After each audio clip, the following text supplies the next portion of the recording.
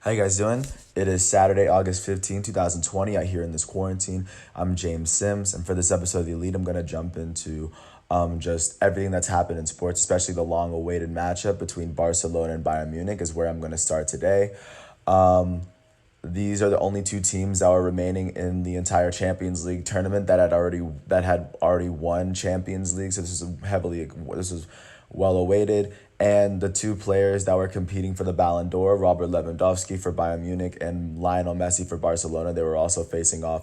Additionally, it was Germany's two top goalies as Neuer, who's at 34, 35 now, is still, there's still a little bit of tension between him and Marc-Andre Ter Stegen, who's 30 and in his prime, about who is Germany's best goalie. And it translated into the game. First goal of the day was a Thomas Müller left-footed shot off an assist from Robert Lewandowski as they were able to get it going early. And then an own goal from David Alaba on Bayern Munich led to the game being tied up at 1 within the first 7 minutes of the game. And then following that, Ivan Perisic would score a goal for Bayern Munich off the assist from Serge Gnabry to put them up 2-1. Following that, it would be Serge Gnabry who would score the third goal off an amazing assist from Leon Goretzka. I'd actually go back and watch that one. That was a beautiful play. The fourth goal of the game was a volley. Thomas Müller off the assist from Joshua Kimmich to have them leading 4-1. Thomas Müller already had 2 goals at this time in the first half for Bayern Munich. Going into the second half, it would be Luis Suarez who would get the first goal of the second half to at least bring Barca to within 2 after they subbed in Antoine Griezmann. But it would be Joshua Kimmich off of the amazing run from Alphonso Davies, which I thought was the play of the match, where he brought it up, dribbled past about 4 or 5 Barcelona defenders, made it around the left side, and then made an easy lane for Joshua Kimmich to come in. It was the 63rd minute, so I would definitely run that back because that was definitely the play of the game. Following that, it was Robert Lewandowski who would score on the header after Philippe Coutinho was subbed in. He was subbed in with 15 minutes remaining in the game. Following the header, Philippe Coutinho would score twice, once off the assist from Thomas Müller, and I forget who got the other assist, but Philippe Coutinho, in his 15 minutes in the game, he would finish with 2 goals, and he would be the one that got the assist for Robert Lewandowski's 14th Champions League goal of this season. So, amazing all-around performance from Bayern Munich. I think the performer of the game was probably Thomas Müller, or I'd say Philippe Coutinho, because Barcelona is currently the team that's still paying him. He's on loan at Bayern Munich, and he was still able to get 2 goals and an assist in 15 minutes. Great performance from Philippe Coutinho, and he's wearing number 10 for Bayern Munich. Very, very big game for him. And then just looking forward to what's going on today. Manchester City is going to face off against Lyon. Manchester City, they finished second in the Premier League, but they were looking very, very strong, especially after their win.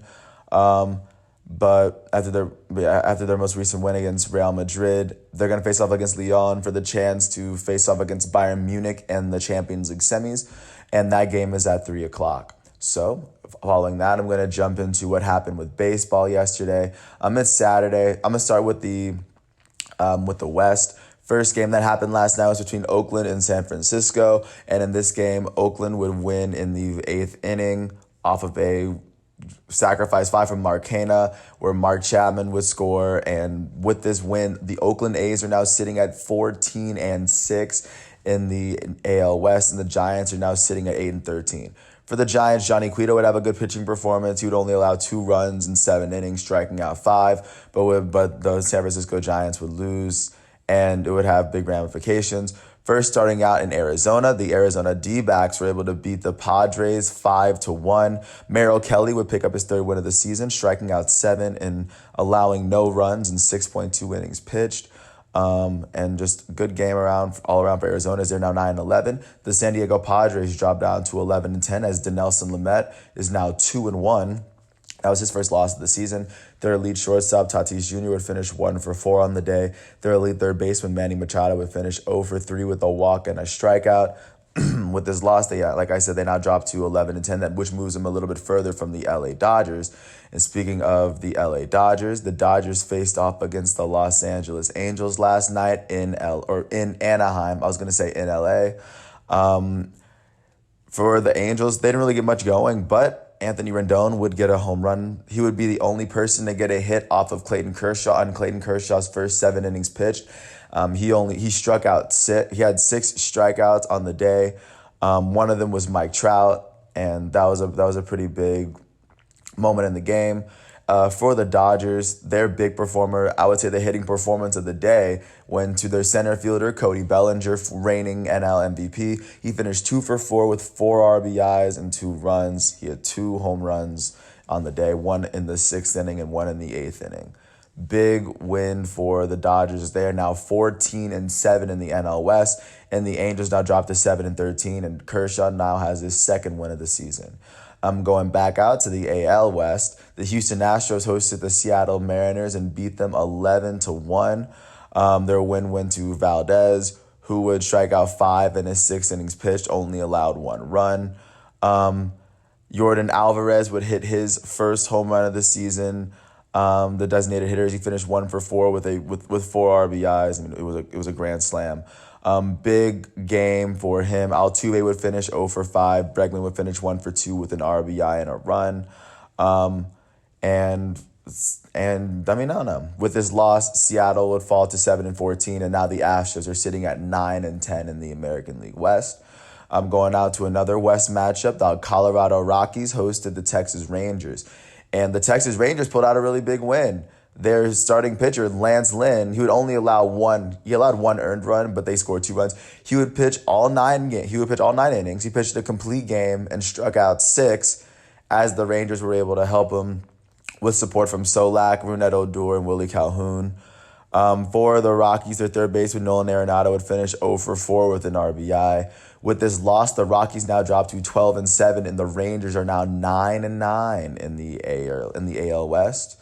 Now let me jump out east to show you what's been going on out there. First on, the Washington Nationals hosted the Baltimore Orioles, and the Orioles, after scoring 5 runs in the 5th, were able to overtake the Nationals and beat them 6-2. Alberto, Holiday, and Santander would each add in 2 RBIs as the Baltimore Orioles were able to jump to 8-7 now, and the Nationals now fall to 4-8 as Strasburg picks up his first loss of the season, allowing 5 earned runs and 4 innings pitched. He's one of my elite pitchers. But that was a big win for the Orioles. Now jumping out to the American League East, the Toronto Blue Jays hosted the Tampa Bay Rays and were able to beat them 12-4. Big game from Toronto shortstop Bo Bichette. He would finish 2 for 5 with 3 RBIs and 2 runs as his 3-run home run in the 6th inning was able to give the Toronto Blue Jays the edge in this game and to give them to have them go ahead. Big win. Big win for the Blue Jays. The Blue Jays are now 7-9, and the Tampa Bay Rays now fall to 12-9 in the AL East. Now jumping back out to the Washington-Baltimore second game of their doubleheader. This time the Orioles were the home team. The Nationals were able to beat them 15-3. Big game from Asdrubal Cabrera, who would hit his 4th home run of the season. He finished with 2 RBIs. Trey Turner would finish 3 for 5 with 2 runs and an RBI. Strasburg would only pitch 0.2 innings, but Feedy would finish with the win as he pitched 5.1 innings. Big game for him. And with this win, the Nationals are now 7-10, and the Orioles are now 11-8. Now jumping back out to the NL East, the Philadelphia Phillies hosted the New York Mets, and they were able to beat them at home 6-5. Bryce Harper would hit a walk-off single, and Quinn would come in and score. They eventually had to challenge it. They had to review it, but the Phillies would come out with the win off of that walk-off. Really, really big game. I think that was probably the play of the night. Great game from both sides. Phillies were able to get their 6th win of the season. They're now 6-9, and the Mets now are 9-12 in the NL East. Jumping back out to the AL East for, of course, a much anticipated rivalry between the New York Yankees and the Boston Red Sox. In this game, Garrett Cole picked up his 4th win of the season. He's now 4-0. Great pitching performance from him. Struck out 8, only allowed 1 run. He allowed 4 hits overall. In the big hitting performance would come from Gleyber Torres. The Yankees' elite shortstop would go 4 for 4 with 2 RBIs and 2 runs in this big rivalry game. Not just a big game for him. And then the Red Sox now fall to 6-14, and now the Yankees are sitting at 13-6 in the AL East. And jumping out to the National League East for Miami for this last game, the Miami Marlins were able to beat the Braves last night 8-2. Now the Marlins are sitting with the best record in the NL East at 9-4. The Braves are now 11-10. Pablo Lopez would pick up his second win of the season, as he would strike out 8, only allowed 2 runs in 6 innings pitched. Kyle Wright now 0-3 for the Atlanta Braves. Aguilar would get 3 RBIs this game. Very, very big game for him. Big hits down the stretch. Even for the Braves, their elite first baseman Freddie Freeman would go 2 for 4. And I mean, with this win, the Miami Marlins have taken a really, really big lead, and I really kind of like the way they play baseball. They played this game very, very smart last night. Very intelligent base running, great defense, and you can just see that they're a team with nothing to lose this season, and they're playing, and they're pretty unstoppable. Now, jumping on to the Central, the Cleveland Indians went to Detroit to play against the Tigers, and they beat them 10-5. Savali would pick up the win for them. For the Cleveland Indians, Jose Ramirez would finish 1 for 4 with an RBI and a run. Additionally, their elite shortstop, Francisco Lindor, finished 1 for 5 with a run on the day. For the Detroit Tigers, their designated hitter would go 0 for 4. Reyes would finish with 2 hits. Nico Goodrum would finish with 2 RBIs as he hit his 4th home run of the season. With this loss, the Tigers are now 9-8 as the Cleveland Indians are now 11-9. Another big matchup that happened yesterday was between the Cincinnati Reds and the Pittsburgh Pirates. Sonny Gray would pitch a gem as he would strike out 10 batters and only allow 1 run in 6.2 innings. And for the Reds, Castellanos would finish 1 for 1. He hit his 8th home run of the season with now he has 3 RBIs in the season. Winkler would hit 2 home runs as he now has 5 on the season. With this win, the Cincinnati Reds are now 9-11 and the Pittsburgh Pirates are 4-14. And another big game last night happened between the Brewers and the Cubs. Long story short, the Cubs were up 3-1 in the 6th inning, and Christian Yelich hit a 3-run home run. And ever since then, the Brewers kind of just took it to the end. Hader would get his 4th save of the season. Yelich would finish 1 for 4 with 3 RBIs. Yelich now has 5 home runs, 12 RBIs on the season. Big win. The Milwaukee Brewers are now 8-10, and the Cubs now fall to 13-4. And following that, the Kansas City Royals and the Twins are postponed. Same with the Cardinals and the White Sox. But that's what baseball was looking like yesterday. Now I'm just going to give you a hint of what baseball to look forward to today before I jump into the standings, just to let you guys know. But today, on Saturday, there's a lot of early games. Adam Wainwright's going to take on Lucas Giolito as the Cardinals take on the White Sox. The Cardinals are supposed to play today at 1:10 for the first time in about a couple weeks. Steven Matz is going to make a start against Aaron Nola as the Mets play against the Phillies at 6 o'clock. 3-0, Max Fried is looking for the Braves to get revenge on the Miami Marlins as he looks to get his 4th win of the season. Shane Bieber, possible current leader for the AL Cy Young, is looking to take on Spencer Turnbull and the Detroit Tigers at 6:10. Trevor Bauer, possible leading NL Cy Young candidate, is going to take on the Pirates at 6:10. He's going to have fun with that lineup. Eovaldi is going to face off against James Paxton as the Red Sox take on the Yankees tonight. Patrick Corbin's going to make a start against the Orioles tonight as he looks to go 3-0 at 7:35. Kyle Quantrill's looking to go 3-0 as the Padres face off against the Diamondbacks today. Walker Buehler's looking to pick up his first win as the Dodgers face off against the Yankees tonight, or the Angels tonight. And that's what baseball is really kind of looking like. I'll just give you a look into what the regular season standings are like. Today, because I'm just going to start out with the National League, start out west. Out in the West, the Los Angeles Dodgers are currently leading by themselves, sitting at 14-7. A game behind them are the 12-7 Colorado Rockies. 2 games behind the Rockies are the 11-10 Padres, who are 3 games behind the Dodgers. A game and a half behind the Padres are the 9-11 Arizona Diamondbacks, who are 4.5 games behind the Dodgers, and a game and a half behind the Diamondbacks are the 8-13 San Francisco Giants, who are 6 games behind the Dodgers. Jumping into the Central, the Chicago Cubs lead the Central by 5 games straight up. They're by themselves, sitting at 13-4. 5 games behind them are the 2-3 St. Louis Cardinals, because the St. Louis Cardinals have a lot of games to play. This is where the standings stand before the Cardinals even play another game. The Cubs have played 12 more games than the Cardinals, but still okay. Half a game behind the Cardinals are both the 9-11 Cincinnati Reds and the 8-10 Milwaukee Brewers, and they're both 5.5 games behind the Cubs. And 4 games behind those teams are the 4-14 Pittsburgh Pirates, who are 9.5 games behind the first place Cubs. Jumping out to the National League East, the Miami Marlins are sitting by themselves with a 9-4 record. 2 games behind them are the 11-10 Atlanta Braves. 2 games behind the Braves are the 9-12 Mets, the 7-10 Washington Nationals, and the 6-9 Philadelphia Phillies. And jumping out to the AL West, sitting by themselves, 4 games ahead of the rest are the Oakland A's at 14-6. 4 games behind them are the 9-9 Texas Rangers. Half a game behind the Rangers are the 9-10 Houston Astros, who are 4.5 games behind the Oakland A's.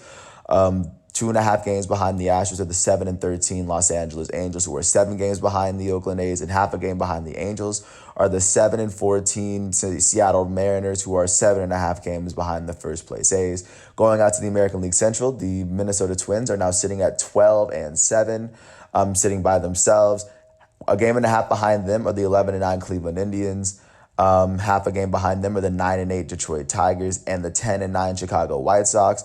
2 games behind both those teams are the 8-11 Kansas City Royals, who are 4 games behind the first place Twins. Last but not least, in the AL East, the New York Yankees are sitting by themselves at the top at 13-6. 2 games behind them are both the Baltimore Orioles and the Tampa Bay Rays. The Orioles are 11-8 and the Tampa Bay Rays are 12-9. 2.5 games behind those 2 teams are the 7-9 Toronto, now Buffalo Blue Jays, who are now 7-9, 4.5 games behind the Yankees. 3 games behind the Blue Jays are the 6-14 Boston Red Sox, who are 7.5 games behind the New York Yankees. But that's a good look into what you can expect for baseball, especially as of right now. That's what it's looking like as of Saturday, August 15th. Now I'm going to jump into basketball for the last games where not much really mattered. First, going on to the Raptors and the Nuggets, Stanley Johnson would put in 23 points. He played at Mater Dei when I was a freshman in high school. I'm proud to see him that he's come this far. Good game for him. With this win, nothing really happens. The Nuggets still keep their seed, same with the Raptors. The Pacers were able to beat the Heat by 17 last night. Alize Johnson would be the big performer for the Pacers, as he had 11 points and 17 rebounds. Solomon Hill would add in 21 points for the Miami Heat as they got their time to play in the bubble.